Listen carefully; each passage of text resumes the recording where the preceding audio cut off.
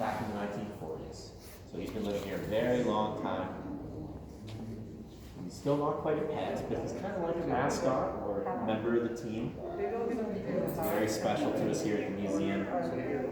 As I mentioned, there's a book that's we created about Gus. This will not be the first book about Gus. We sometimes sell, I don't know if we have any copies in the gift shop right now. But we do, there are other books about Gus in circulation. This is going to be the definitive biography of the. And it's going to have all the facts. It's more factual in that. Thank you.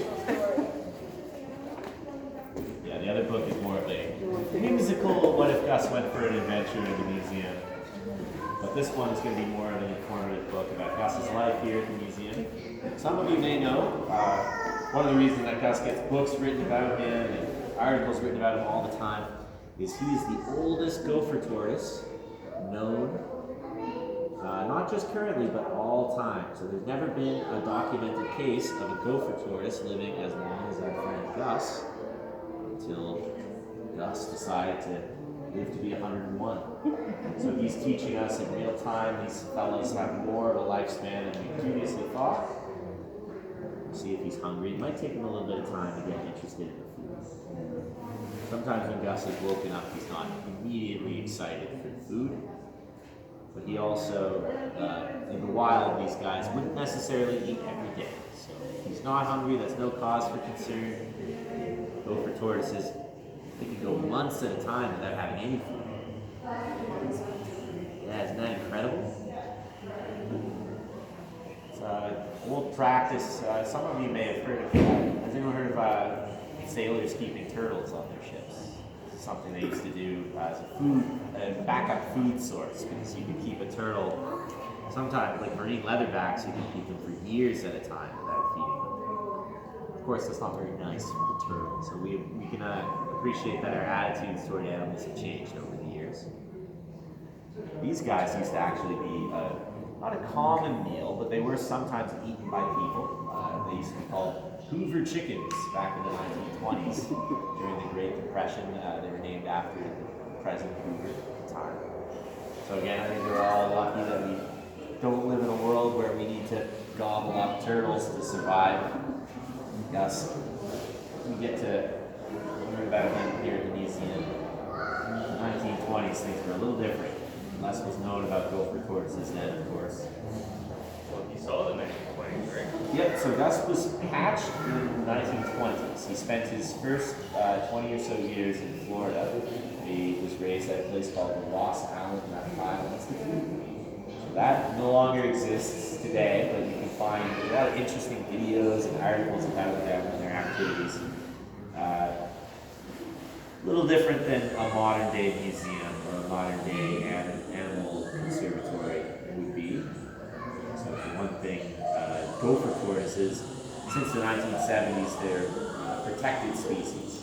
So you can't nowadays buy gopher tortoises, keep them as pets, that sort of thing.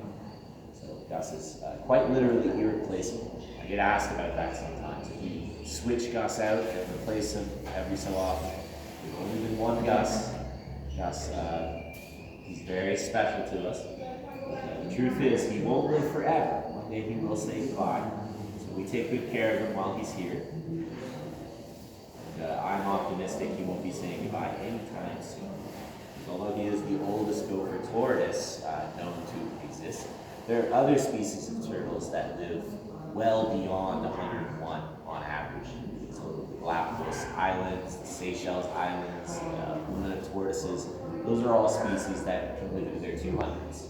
So if those cousins of Gus can live to be that old, it's quite possible that our friends here have a lot more lifespan than we previously thought. Living in the mainland United States, there are a lot of challenges they face in the wild that result in generally shorter lifespans. In captivity before Gus, they've been living in their 80s. But in the wild, usually only around 40 to 60. A lot of challenges. Most people don't actively dislike turtles, but we like to build things like highways or neighborhoods which would take away from gopher tortoise habitats. So people can be a threat to tortoises.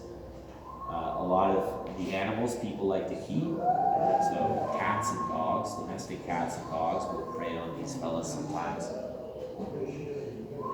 But also coyotes, a lot of species of birds. So they have natural predators in the wild. Gus isn't too hungry today, but when he is hungry, he gets access to a lot of really nutrient-rich food that wild gopher tortoises would not be eating either. Yeah, so he has all the different types of berries. Today we have some strawberry for him, but also blueberry, or blackberry, raspberry, and all berries. As you can see right now, he's doing a stoic little, just sitting there. So if he was hungry, he would start eating this. So if he's doing this, it's a sign that he's not that interested, which is all right.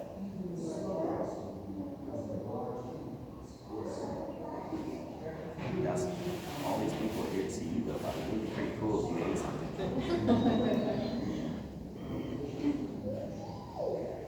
We'll leave this here and try. You can sniff it for a little while, and then maybe that'll get your attention. It's probably because he had dandelions. Oh, I'm sorry, I didn't quite hear you. I said it's probably because he had dandelions like recently. Yeah, well, it's funny you say that. He definitely is getting anxious for outside. He knows that it is getting closer to summer. So right now he is sitting still, just conserving his energy.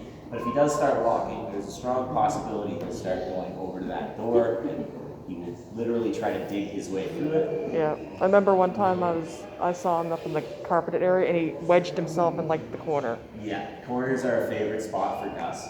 Sometimes he gets a little overstimulated, so hiding in the corner, it makes him feel like he's in a burrow. Dark, kind of confined space.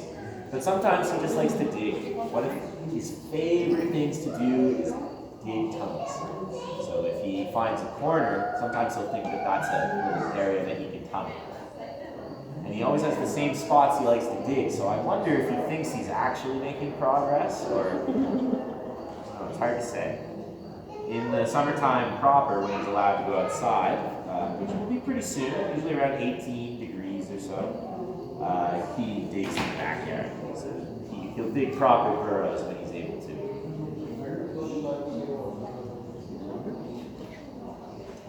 Thank you so much. You're very welcome. This is just how Gus wants it. Usually he waits till all the people leave before he starts moving. But he'll be here for about 45 minutes. So if anyone wants to go check out another part of the museum, there's a chance that when you're back, he'll have started walking around and doing things. Thank you. Are you folks all done? If you are, that is not actually an exit to the building. No, it's okay. The only reason I mention is because that sign is like my arch nemesis. It's not very well. If you read it closely, it'll say no parking lot, but if you look very casually, it says exit right there. So.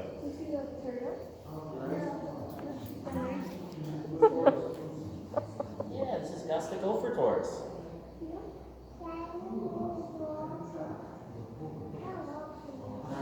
Just like, oh.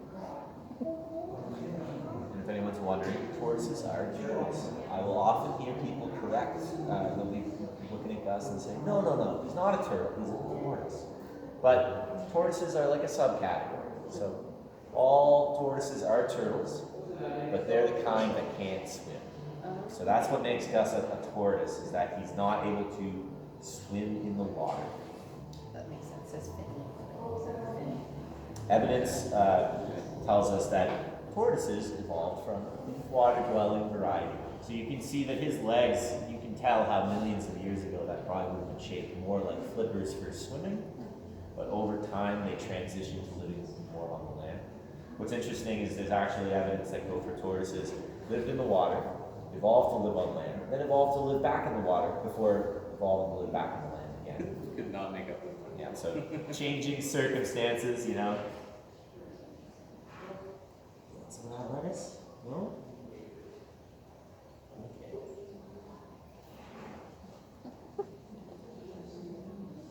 If I was that old, it'd probably take me about 20 minutes to wake up. Yeah. He also is a reptile, so truth is, he woke up at around like 2:45, so he was only sunning under his lamp for about 15 minutes before he was taken out today. So he's very cool to the touch right now. And their energy levels, their metabolism, all of that's dictated by the amount of time they've been basking. So on some days when Gus wakes up really early, he'll have more of a head of steam this part of the day. But other days, like today, when he sort of decided to sleep in, which maybe because it's so overcast, don't know. But for whatever reason, he decided to sleep in today. So he's a little more low energy. Even then, he usually starts to get more active as the walk goes on.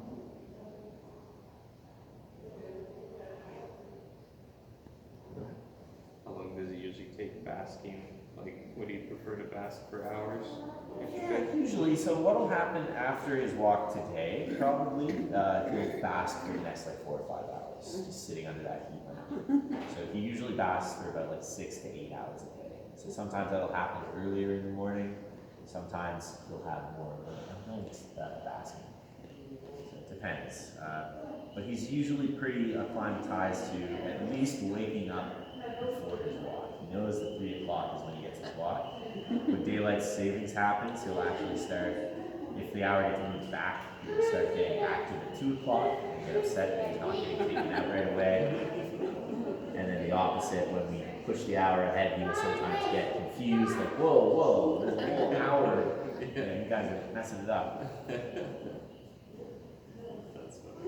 He's very set in his ways. He's very used to being treated a certain way. Which he has a vet appointment coming up soon, just pretty regular vet appointments for Gus. One of the things I think might explain why he's not too hungry today is that he is quite long in the beak at the moment. You see the front part of his beak is made out of keratin, like our fingernails or our hair. So just like if you let your fingernails grow really long, it would be hard to grab things. The overbite, the front part of Gus's beak, is making it a little trickier for him to directly connect with food like he'd like to. The good news is he's got, I think in just 4 or 5 days, he's going to be getting that appointment. So does he get his beak filed? Or? Yeah, so we have the vet, I forget the exact type of device it is. Because I'm not normally the one that takes Gus. My boss is the head of animal care, so she's usually the one that takes Gus to the vet. They have a device they use to trim it down ever so slightly. In the wild, they would chew on rocks a lot to help file down their beaks naturally. And how fast can he move? It's hard to describe it in terms of like kilometers now. When he's really moving, he can go about that rate. So it might surprise us now where you can see he's very just content, sitting perfectly still. But it's important to keep in mind that we feed Gus by hand. In the wild, they would be foraging for their own food. So one of the primary reasons that Gus would be moving around in the wild would be to look for food. Here at the museum, that's taken care of for him. So from his perspective, it's like, why move when I can just rest and conserve my energy? But it would be cute for our guests to see Gus. They're all here to see you. They want to see you eat.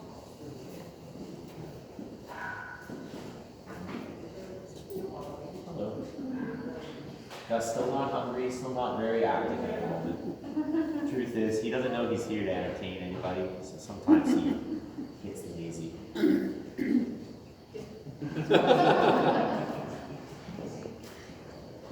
Sometimes people are spooked by Gus.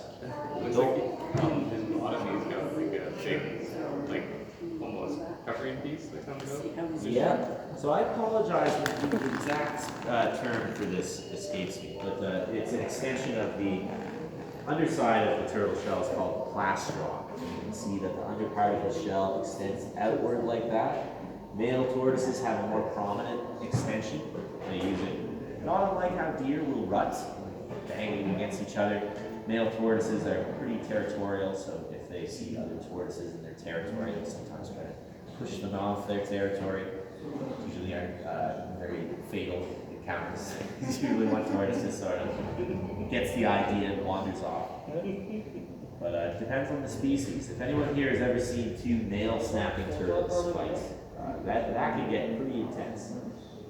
They will try to. They usually drown each other. Yeah, turtles. not always the most social animals. If you're wondering why Gus is by himself here at the museum, gopher tortoises are solitary animals. In the wild, the only time you'll really see multiple tortoises interacting with each other is when they're mating. They don't have bonded pairs or family groups, so after they mate, they go their separate ways. The female, after laying its eggs, would have no further involvement with its offspring. It is a little sad, but that's one of the reasons why turtles will usually have many offspring. These not all of them, in fact, most of them aren't going to reach adulthood. So it's like throwing, the more darts you throw at a dartboard, the higher the chances of hitting bullseye. That's also one of the reasons why scientists speculate turtles have such long lifespans. If you think about, rabbits, famously, there's the phrase, reproducing like rabbits. They have very short lifespans, and they'll have dozens of offspring in a short amount of time. Whereas turtles, they'll have dozens of eggs they lay, but very few of them will reach adulthood. So by having very long lives, it's giving them more opportunities to reproduce and to put their genetics kind of out into the natural world.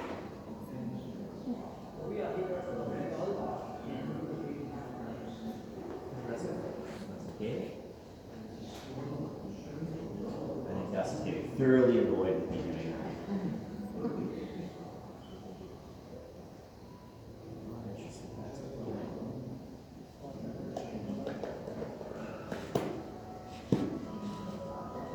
Scheduled bath for Gus today. We also are doing a turtle cleaning, so I think we're going to have to push the bath back. But I don't think Gus will mind.